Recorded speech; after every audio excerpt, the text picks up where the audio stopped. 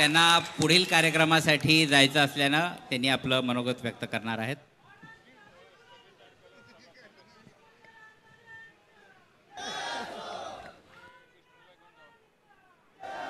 सन्मान आणि विचारमंचाच्या समोरील आपण सर्व सन्माननीय पिकअप घेते दादा, पिकअप टॉप आणि डबल टॉप टाकते. परिवर्तनाच्या लढ्यात ज्या ज्या महामानवांनी महानायिकांनी योगदान दिलं त्या सर्व महामानवांना महानायिकांना विनम्र अभिवादन करत, ज्यांच्यामुळे आम्ही मोकळा श्वास घेऊ शकतो आणि बिनधास्त राहू शकतो, जे आमच्यासाठी -°C या देशांच्या सीमा राखत आहेत, त्या तमाम वीर जवानांना, त्यांच्या वीर मातांना आणि वीर पत्नींना विनम्र अभिवादन करत, या मंचावर उपस्थित महाविकास आघाडी लातूर लोकसभेचे अधिकृत उमेदवार डॉक्टर शिवाजीरावजी काळगे, आदरणीय दिलीपरावजी देशमुख, मंचावर उपस्थित वैशाली वहिनी, तद्वतच अमित भैया. खरं तर धीरज भैयाचं भाषण ऐकलं मी आणि त्यांना म्हटलं, तुम्ही कशाला एवढी सगळी लोक जमा केली आहेत, तुम्ही दोघं भाऊ काफी हायसा, लय भारी बोलताय की, काय गरज नाही एवढ्या सगळ्या लोकांची, भारी बोलताय तुम्ही सगळेजण, भारी म्हणताय. मंचावर उपस्थित सामाजिक न्याय मंत्रालय कसं असावं याचा आदर्श वस्तुपाठ ज्यांनी ठेवला ते आयुष्यमान चंद्रकांत हंडोरेजी. मंचावर अनेक मान्यवर उपस्थित आहेत, कृपया नाव राहिलं तर क्षमा करा. या मंचावर सोबतच शिवसेना उद्धव बाळासाहेब ठाकरे पक्षाचे सन्माननीय पदाधिकारी, जिल्हा प्रमुख आयुष्यमान बालाजी रेड्डी, सहसंपर्क प्रमुख संतोषजी सोमवंशी, संघटिका जयश्रीताई उडगे, अजित रेड्डी, पप्पू कुलकर्णी, रोहिदास चव्हाण, सगळेच आमचे अत्यंत मान्यवर पाहुणे आहेत. काँग्रेस, राष्ट्रवादी काँग्रेस, शिवसेना उद्धव बाळासाहेब ठाकरे, CPI, CPM, समाजवादी पार्टी, आम आदमी पार्टी तथा सर्व पक्ष संघटनांचे, सामाजिक संघटनांचे मान्यवर प्रतिनिधी आणि हा आवाज महाराष्ट्रभर पोहोचवणारे सर्व डिजिटल तथा प्रिंट माध्यमांचे मान्यवर प्रतिनिधी. मी जरा पुढच्या सभेला जायचंय म्हणून थोडक्यात आवरायचा प्रयत्न करते आणि काही महत्त्वाचे मुद्दे मांडायचा प्रयत्न करते. दादा हो, ही निवडणूक कशासाठी गरजेची आहे यावर धीरज भैयांनी फार यथोचित प्रकाश टाकलाय. ही निवडणूक ज्या मुद्द्यांवरती लढली जाणार आहे त्या मुद्द्यांमध्ये महत्त्वाचे मुद्दे आज घडीला जे आम्हाला कळीचे वाटतात ते शेतमालाचा योग्य भाव, बेरोजगारी, महिला असुरक्षा आणि एकूण या देशातला ठप्प झालेला विकास यावर आणि वाढत्या महागाईवर बोललं पाहिजे आणि त्यावर जास्त मंथन झालं पाहिजे, चिंतन झालं पाहिजे असं मनापासून वाटतं. दादा हो, तुम्ही मी सगळे आपण शेतकरी आहोत, काही वर्ग व्यापारी असेल पण आपण बहुतांश लोक शेतकरी आहोत. मला आठवतं 1999ला जेव्हा मराठवाड्याचे लोकनेते सन्माननीय बाळासाहेब थोरात यांचं आगमन इथे झालेलं आहे. थोरात साहेबांचं महाविकास आघाडीच्या सर्व पदाधिकाऱ्यांच्या वतीने मनपूर्वक स्वागत. मला आठवतं की इकडचे जरा शांत राहतील काय, 1999ला जेव्हा लोकनेते दिवंगत विलासरावजी देशमुख पहिल्यांदा मुख्यमंत्री झाले होते, त्याच्या आधी 95 ते 99च्या काळामध्ये एक उमेदवार उभे राहिले होते, ते होते प्रदीप राठी. आणि त्यावेळेला एक जाहिरात केली जायची, कबूतर जा जा जा, पहिले मतदान की पहिली चिठ्ठी विधानसभा में द्या. ते कशासाठी उभे केले होते, कुणाचं मतांचं डिवायडेशन झालं, काय झालं हे सगळं माहिती आहे, सरांना माहिती आहे, सगळ्यांना माहिती आहे. आता सुद्धा या क्षणाला सुद्धा मतांचं डिवायडेशन करण्या, इकडची माणसं जरा गप्प बसतील का प्लीज.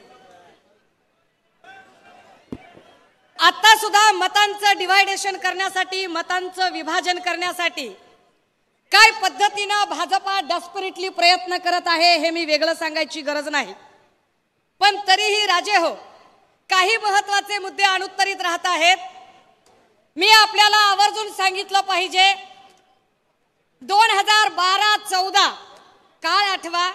या काळामध्ये सोयाबीनचा भाव होता 3800 ते 4000, कापसाचा भाव होता साधारण 6000 आणि DAP खताची बॅग होती 400 रुपये. बरोबर आहे. 10 वर्षानंतर सोयाबीनचा भाव 4000 आहे, कापसाचा भाव 6000 आहे आणि DAP खताची बॅग झाली आहे 1500 ते 1700. आता या सगळ्यांमध्ये 2012ला एक दिंडी भाजपाकडनं निघाली. दिंडीचं नेतृत्व लातूर मधला भाजपचा नेता करत होता. नाव होतं सन्माननीय आमदार पाशा पटेल. पाशा पटेलांनी कृषी दिंडी काढली. कृषी दिंडीमध्ये डुलत डुलत फडणवीस साहेबही बोलायला लागले आणि ते असं म्हणाले की अध्यक्ष महोदय, हे बरोबर नाहीये, हे बरोबर नाहीये अध्यक्ष महोदय, कापसाला भाव मिळाला पाहिजे, सोयाबीनला भाव मिळाला पाहिजे. पाशा पटेल पण म्हणायला लागले, अरे मी काय म्हणलेलो, अरे शेतकऱ्याचं लेकरू हो, मी बी शेतकऱ्यासाठीच बोललेलो की काय हाय का माझ्याकडं. अरे माझ्या गाडीमध्ये मुंडे साहेब डिझेल भरते तेव्हा माझी गाडी चाललेली आहे, माझी गाडी चलत नव्हती. त्या पाशा पटेलांची 300 एकर जमीन झाली. त्या पाशा पटेलांचं कॉलेजचं गेट व्हाईट हाऊसला लाजवेल असं झालं. मी इथलीच आहे दादा हो, याच सुशीलादेवी देशमुख कॉलेजची विद्यार्थिनी आहे आणि विलासरावजींचा 99चा प्रचार केलेली पोरगी आहे. तेच पाशा पटेल जे शेतमालाला भाव मिळाला पाहिजे म्हणत होते, तेच पाशा पटेल भाजपच्या काळात कृषी मूल्य आयोगाचे अध्यक्ष होऊन बसलेले आहेत. पण कृषी मूल्य आयोगाचे अध्यक्ष होऊनही सोयाबीन आणि कापसाचा भाव काय याच्यावर त्यांना काहीच प्रश्न पडत नाहीत, त्यावर ते चकार शब्द बोलत नाहीत. पाशा पटेलांना फक्त आता एवढाच प्रश्न पडतोय, बांबूचं ब्रँडिंग किती करू आणि मोदीच्या मार्फत अडाणी कडून किती निधी आणू आणि किती संस्थेत भरू, ह्याच्या पलीकडे त्यांना काय सुचत नाही. दादा हो, या सगळ्यांमध्ये सोयाबीनचं सगळ्यात जास्त क्षेत्र लातूर जिल्ह्यातलं आहे. सोयाबीनचं संशोधन केंद्र लातूर जिल्ह्यामध्ये व्हायला पाहिजे. आम्हाला आनंद आणि अभिमान आहे. शिवसेनेचा आमचा एक शिलेदार संतोष सोमवंशी ज्यांनी सोयाबीनचं केंद्र इथं व्हावं म्हणून आंदोलन उभं केलं. पण त्याच पाशा पटेलांनी जे लातूरचे भूमिपुत्र असतानाही इथलं सोयाबीनचं केंद्र परळीत कसं जाईल याचा विचार केला. लातूरशी ही बैमानी होती, प्रतारणा होती. राजे हो, एवढ्या जाहिराती आपलं चुकायला कुठं माहितीये का? म्हणजे दिलीपरावजी देशमुख माझ्यासाठी खूप आदरणीय आहेत, खूप आठवणी आहेत. वेळेअभावी मी ते सांगत नाही. एकदा एक केस पडली होती पहिली आचारसंहितेची. मला वाटते निवळीला प्रतापराव पाटील आणि आम्ही सभा घेत होतो, काहीतरी केस पडली आणि मी म्हटलं सर केस पडली. ते म्हणले मग काय झालं? अहो सर नोकरी करायची, केस पडली की. ते मला म्हणले केस पडली म्हणजे तू मोठा नेता होणार आहेस. केस पडली की लय मोठा नेता होते. मला त्यानंतर फार केसेस झाल्या, नंतर काही विचार केला नाही मी. पण राजे हो, मला वाटते की एक चुकलं बाबा, देशमुख साहेबांचं चुकलं, काँग्रेसचं चुकलं. थोरात साहेबांच्या साक्षीने सांगितलं पाहिजे की साहेब तुमचं चुकलंय, लय मोठं गणित चुकलंय तुमचं. काय चुकलंय साहेब? तुम्हाला ना जाहिरातच करायला येत नाही. काय राव तुम्हाला जाहिरात जमत नाही? बघा बरं मोदीजींची जाहिरात कशी असती. अरे दादा हो, तुम्ही असेल मी असेल, तुमच्या सगळ्यांच्या दंडावर बघा बरं एक धामुक्यासारखं, कुणाच्या दंडावर 5 पैसे 4 आण्यासारखी टिकली आहे की नाही? टिकली आहे की नाही? देवीची टिकली आहे, देवी काढली होती. अरे देवी असेल, धनुर्वात असेल, BG असेल, BCG असेल, ट्रिपल असेल, गोवर असेल, पोलिओ असेल, नारू असेल. किती लशी दिल्या काँग्रेसनं? 14 लशी दिल्या. 14 लसी काँग्रेसने दिल्या. पण काँग्रेसने एकही जाहिरात केली नाही. मोदींच्या काळात 1 कोरोनाची लस आली, 1, आणि एका लशीची जाहिरात. 1 लस आली आणि लगेच म्हणले चला त्याचा फोटो काढा, सर्टिफिकेट काढा. सर्टिफिकेटवर फोटो कुणाचा? मोदी बाबाचा. अरे कशासाठी? कुठं वापरलं ते सर्टिफिकेट? पुन्हा ते सर्टिफिकेटच लागलं नाही आम्हाला. आम्ही पेट्रोल भरायला जातोय, पेट्रोल भरताना आम्हाला त्याचा भाव बघू बघू आमचा चेहरा पडतोय आणि हसरा फोटो कुणाचा? मोदी बाबाचा. एवढे पट्टे. अरे माणसं सुलभ शौचालयाकडे चालली, पोटात कळ येलेली, आणि फोटो कुणाचा? मुद्दी बाबाचा. नाही भारी आहे. आता फक्त स्मशानभूमीत फोटो टाकायचा राहिलाय. सगळीकडे फोटो झाले. किती जाहिरात करावी त्याला काही लिमिट आहे? राजे हो, हे नीट समजून घ्या. काँग्रेसची ही चूक नव्हती, काँग्रेसचा हा चांगुलपणा होता की काँग्रेसने जाहिराती केल्या नाही. कारण जाहिराती चांगल्या गोष्टीच्या नसतात. चांगलं पुस्तक वाचलं त्याची जाहिरात होते का? तुम्ही मोबाईल स्क्रोल करता, नेटफ्लिक्स बघता, काय काय बघता, जाहिरात त्याच्यात पुस्तकाची येते का? नाही. तूप खाण्याची जाहिरात येते का? नाही. बदाम खाण्याची जाहिरात येते का? जाहिरात कशाची येते? जंगली रमी प्याव ना महाराज. जाहिरात वाईट गोष्टींची होते. मोदीजी जाहिरात करताहेत कारण ते वाईट विचाराचे लोक आहेत. ते जात आणि धर्मामध्ये भांडणं लावणारी लोक आहेत, म्हणून ते जाहिरात करतात. काल बावनकुळे वाटतं, शृंगारे साहेबांमुळे मला पण बावनसुळेच सुचलं एकदम. अरे काय आता काय सांगायचं त्याचं, जाऊ दे आता, बोलत नाही. ते बावनकुळे साहेब म्हणे की मोदींनी विकास काय केला ते मोदींना विचारा. मोदींना विचारायचंय? बावनकुळेजी, मला आपल्याबद्दल प्रचंड करुणा आणि आपुलकी आहे. कारण ओबीसीचा पुन्हा एक नेता संपू नये असं मला वाटतं. कारण आतापर्यंत फडणवीसांनी चंद्रकांत पाटलांना संपवलं, सुधीर मुनगंटीवारांना संपवलं, विनोद तावडे त्यांच्या तावडीतनं वाचले, अशी शेलार संपत चाललेले आहेत. पंकजा मुंडे आता कुठे सेटल होऊ पाहत आहेत, पण निकाल लागेपर्यंत माझा काही विश्वास नाही, अशी सगळी परिस्थिती आहे.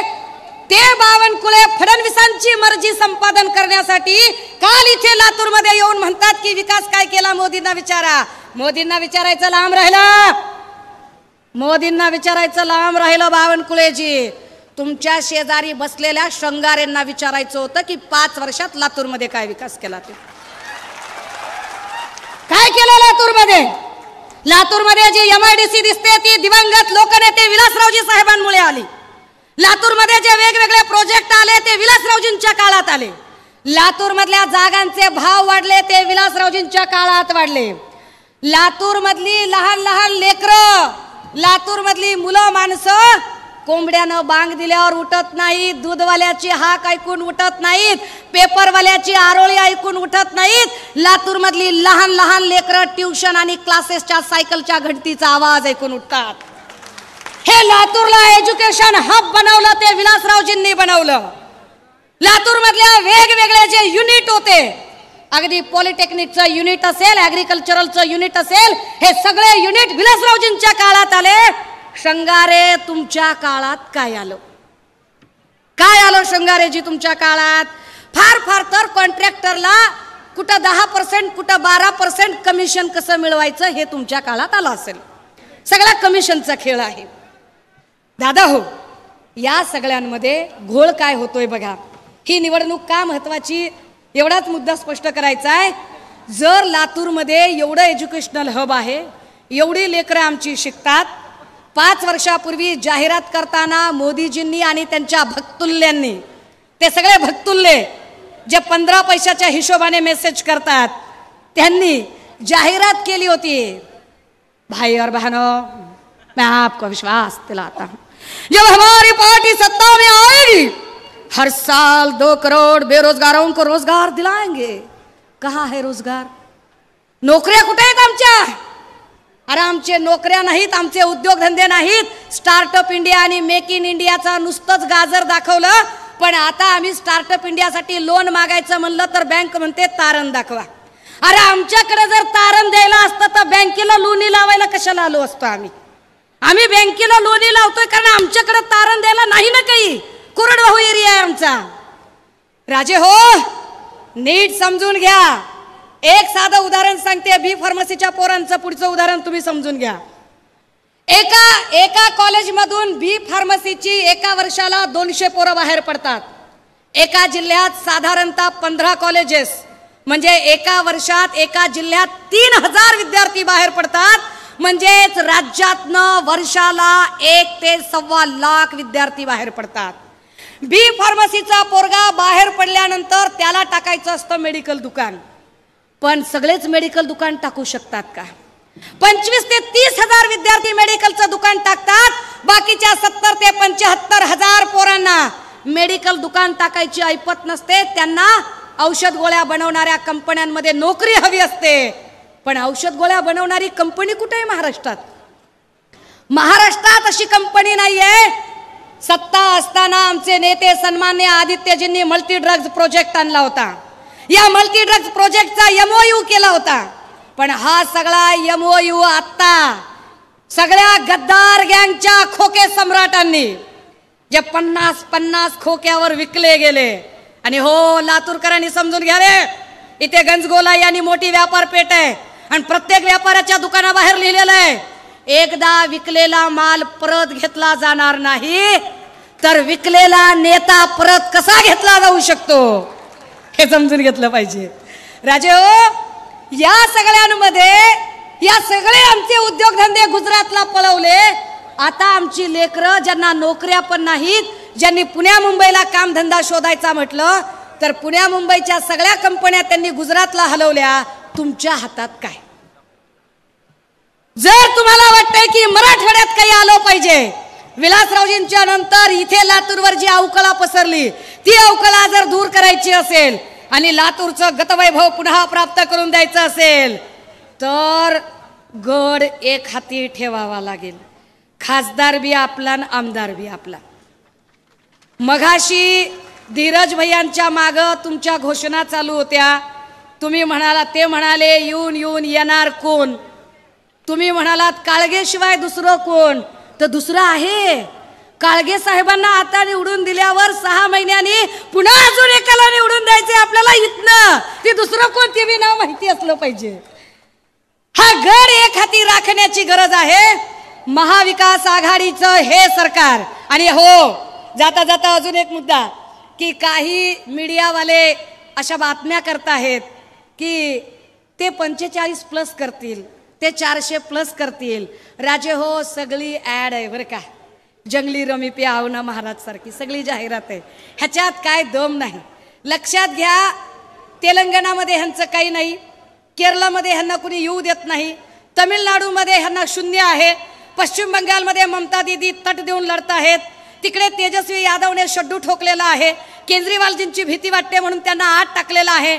महाराष्ट्रातलं चित्र तुमच्या समोर आहे.